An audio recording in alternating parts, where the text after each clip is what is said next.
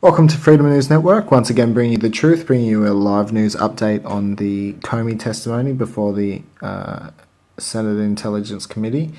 Just got some breaking headlines for you. If you haven't been following our Gab closely, you wouldn't have heard these so far, so make sure you follow us on Gab for live updates. We're usually a lot quicker on Gab than we are on YouTube for obvious reasons.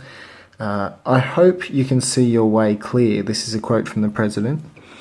I hope you can see a way clear to letting this go, to letting Flynn go as his good guy.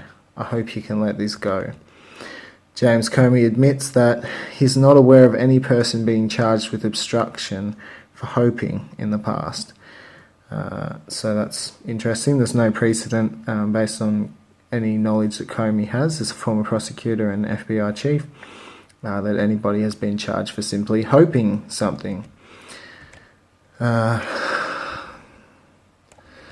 Also, Comey says that Trump told him that he needed and expected loyalty. Comey says that he told President Trump that he could not be counted on in traditional political sense. Very interesting. I wonder what Comey meant by a traditional political sense. It's very interesting. I'd like to hear your thoughts on that, guys. Comey admits to writing memos after meetings with President Trump was not standard under Obama, but would continue to do so with Trump. He says, I documented meetings with Trump because I thought Trump may lie about the nature of our meetings in the future. Okay, there you go. That's the reason why he seemingly broke normal standard protocol and began to keep a detailed word-for-word memo of every meeting that he had with President Trump, even keeping convenient little quotes for if they were needed for any reason in the future. Mr. Warner, not doing a very good job of grilling Comey. He's doing a better job of making Comey look really, really good. And so far, most of the senators have done a fantastic job of complimenting Comey on what a great job he's done, what an upstanding citizen he is, how much respect they have for him. It seems that they're taking his word at this stage as gospel, and they're not really cross-examining him or trying to get to the bottom of the truth. They're more so just trying to help him tell his story. So I certainly hope that there's a lot more cross-examination and etc. to come. So far there hasn't been much of it though. Attorney General told Comey not to call it an investigation, but to call it a matter, according to Comey himself.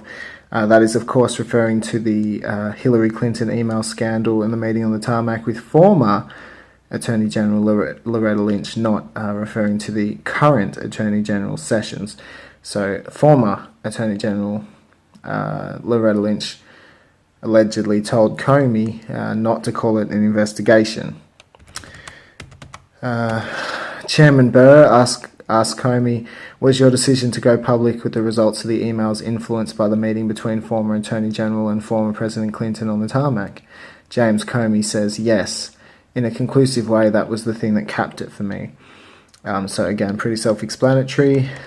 Comey says in the case of the DNC, and he believes also in the DCCC, they being the FBI, of course, did not have access to the devices themselves, but they got relevant forensic information from a private party, someone he calls a high-class entity, which we can only assume is true since we do not know who this so-called high-class entity is, that they'd done the work and they'd passed on the findings, but the FBI did not have direct access to these devices. So that's very interesting.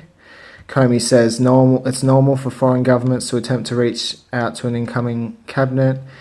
He says the Trump campaign and Trump himself never asked him to stop the investigations on the Russians. And he's basically blaming the Russians for everything, which is pretty predictable. He says the FBI was in disarray and that agents had lost faith in their leader. And he says basically the rest of it is all based on assumptions. It's all fact which has been firmly rooted in allegations. So far I haven't really seen a fair, unbiased representation of the Intelligence Committee, but like I said, we'll withhold our judgment to the end. We'll give you guys another update. Until then, don't forget to subscribe, like, share, comment. All the best.